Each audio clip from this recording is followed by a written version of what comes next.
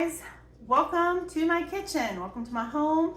I am Brandy. If you don't know me, hopefully you know me. But if you don't, welcome. So this is actually a class that I am working on for my job at Senior Services called Culinary Creations, Sensational Strawberries. And this is one of the recipes that I want to do for my class. But I have 1 hour and I actually have 2 other recipes that I'm going to be doing live in the class.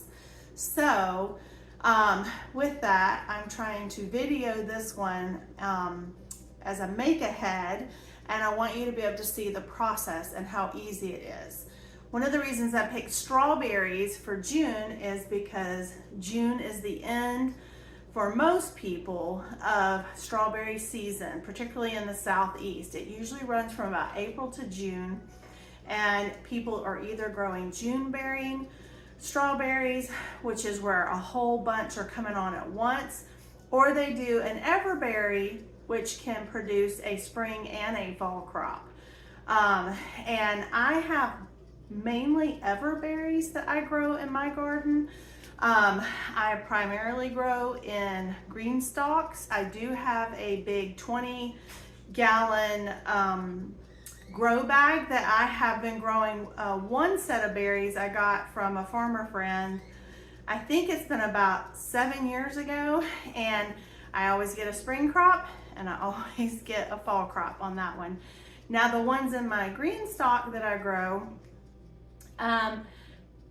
almost all of them I believe are ever bearing, but I do think I may have 2 varieties that were June bearing, and this is because I used to have them in a raised bed and they just got away from me. They would send out the little runners and they were getting into everywhere. Matter of fact, my front yard has a lot of berries that grow now from that raised bed. I have since taken that garden out and I transplanted all that I could of those berries into my green stalk. Some have wintered over and survived, others did not. And so now my green stalks have some strawberries, some flowers for pollinators, and I get enough for munching and snacks, which is fine.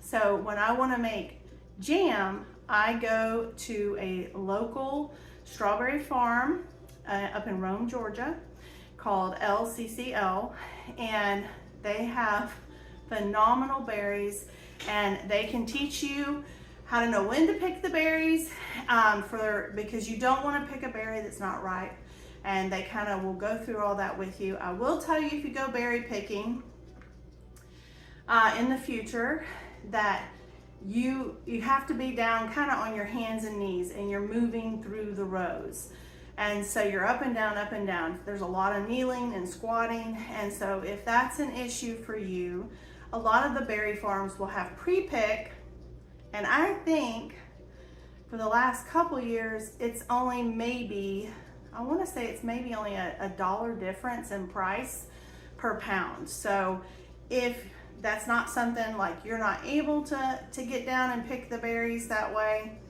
then you may want to get the pre-picks. But let me tell you, getting fresh berries from a berry farm is totally different. It's just like growing a tomato in your backyard, and you go and pick it when it's hot in the summer and you come in and you eat a tomato sandwich. You can't get that from a store-bought tomato. And that's really kind of true about a strawberry or any fruits and things like that, because they're typically picked before the fruit has been allowed to ripen.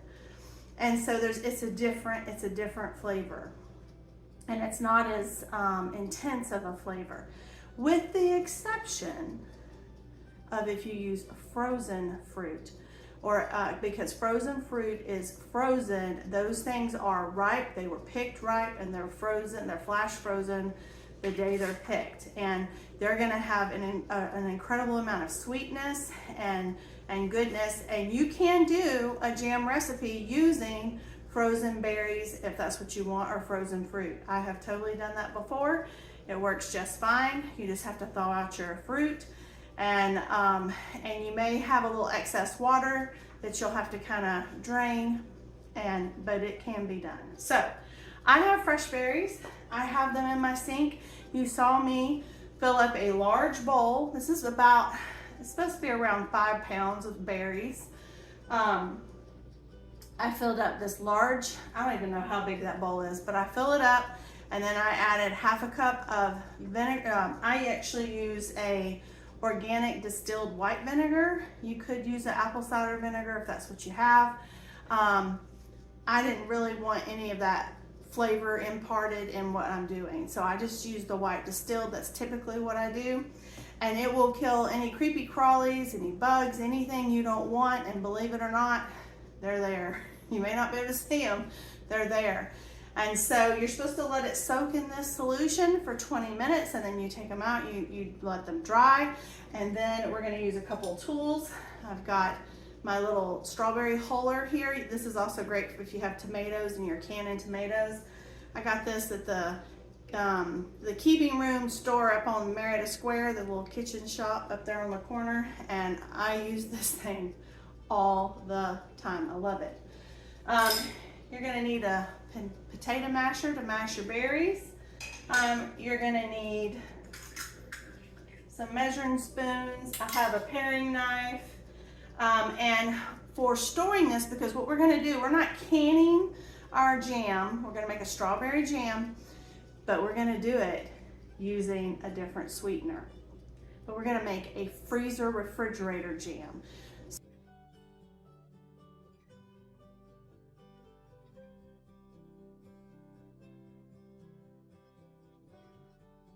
If you can see that consistency, I did do the majority of it with my potato masher, but I did come through with my little handy dandy stick blender, and I just pulsed it just a little bit.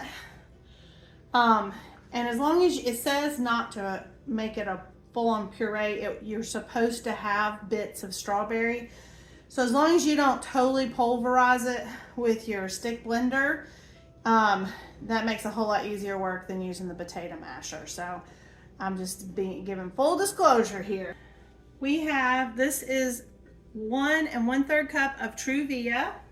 And to that, we're gonna take 1 low or no sugar Pectin. Again, I'm using Sure Gel. So I'm gonna open this. And I'm putting the whole package. If you're gonna make half amount, you would only use half of a package, and you'd use 2/3 a cup of Truvia. So we're gonna mix these two things together in this bowl. So we've got to try to incorporate the Pectin with the Truvia.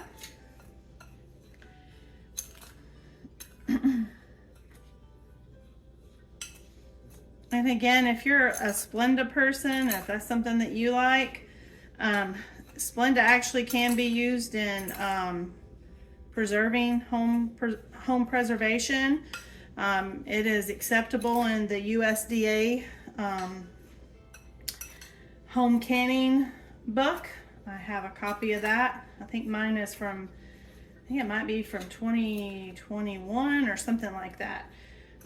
But I do look at the site often to see if there's any changes or updates. You can also always check your ball canning book. You can always find those in like Walmart or honestly in Goodwill.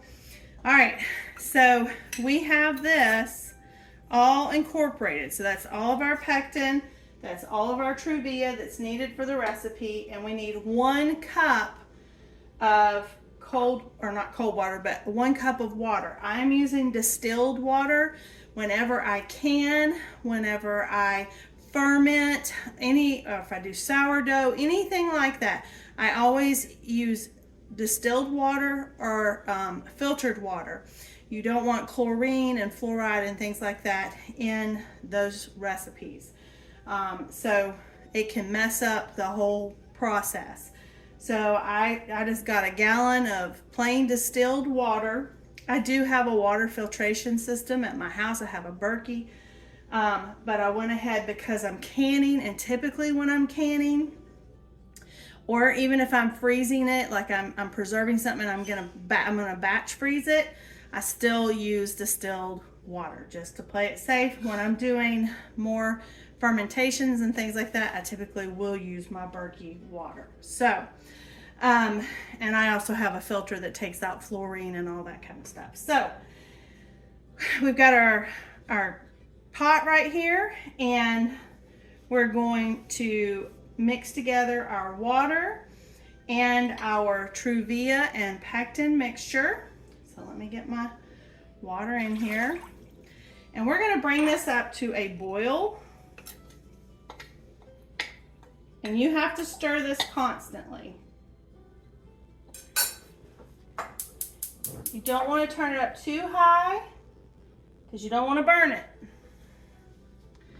And so we're going to try to incorporate the water. And if you were doing half the measurements, this would have been half a cup of water. But because I doubled the recipe because I had all the ingredients, I went ahead and doubled it. So we're just going to let this get happy. And once it comes to a boil, a full rolling boil, meaning I can stir it and it's still boiling, well, that's when we set a timer for 1 minute. We let it boil for 1 minute. Then we're going to put our berry mixture in. We have 4 cups. It'll be 2 cups if you're doing the half one, okay? And then we'll put these in. We will let it go for another minute, and then we will jar it up or put it in your containers. And then it has to sit for 24 hours at room temperature so that it can set up. And then after that, you refrigerate it for up to 3 weeks, or you freeze it for up to 1 year. Okay, so that's been boiling at a rolling boil for a minute. So now it says to turn off the heat. And be careful because you don't want to splatter. But we're going to get all of our berries into our pectin we have going here. And we're going to keep stirring it for a minute. Yeah, I want to make sure I get all of my berries out.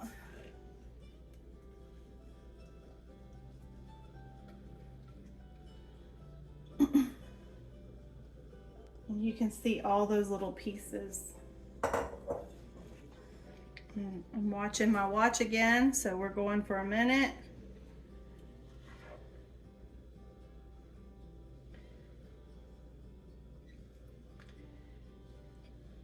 And when our minute is up, we're just going to jar it up, and that's it. You let it sit for 24 hours, and it should gel up.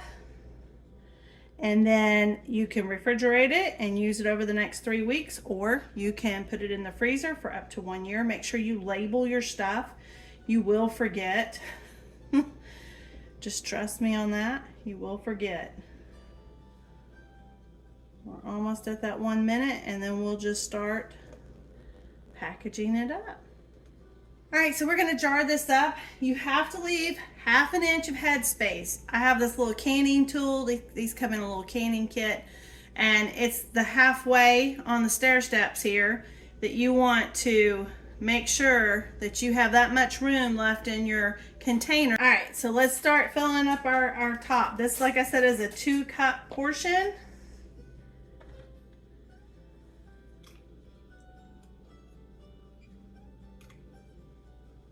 And the other rule that you could kind of use is when you see the rim, that's usually about 1 inch of head space. So if that helps you gauge it a little bit better. And because I'm gonna freeze some of this, I'm actually gonna leave a little bit more room just because. All right, so I'll set this over here. We're gonna have to wipe our rims in a minute with some vinegar. This is also a funnel if you were doing a jar. I have my little jar here. All right, guys, so we got 3 2-cup containers, and this jar is, I think it's 1.5 cups. So it was somewhere between 7.5, 8 cups. There's a little in my pan, and I wanted to show you my favorite way to eat something like this. This is my favorite. I love this yogurt. This one, I get it at Sprouts Market, and it's Bulgarian yogurt. It has the probiotics. It's a little expensive. This is like $9 where I live. Sometimes you can snag it on sale, and I do. But I'm gonna take a little bit of this and put it in my little jar here. And this doesn't have any flavoring or anything, it's just plain. And I'm gonna take just a little bit of jam that's left in my pan here.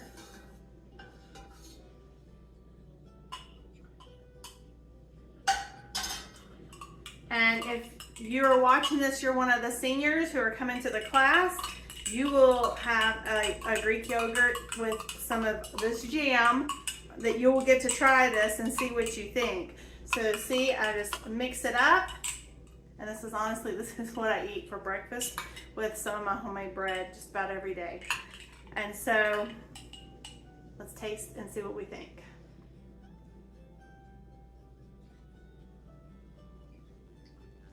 I love it. Now, if you want it sweeter, you would want to put more jam. I like this because I like the tang and that the yogurt has. So that's kind of an individual thing. But if you want a little bit more, you can totally have a little bit more because it's Truvia.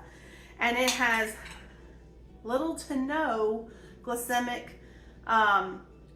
issue for people based off of the glycemic index. So that is very good. All right, so now I'm gonna put a little, I tried to save just a little, there's not much. So I can just taste the mixture without any of the yogurt.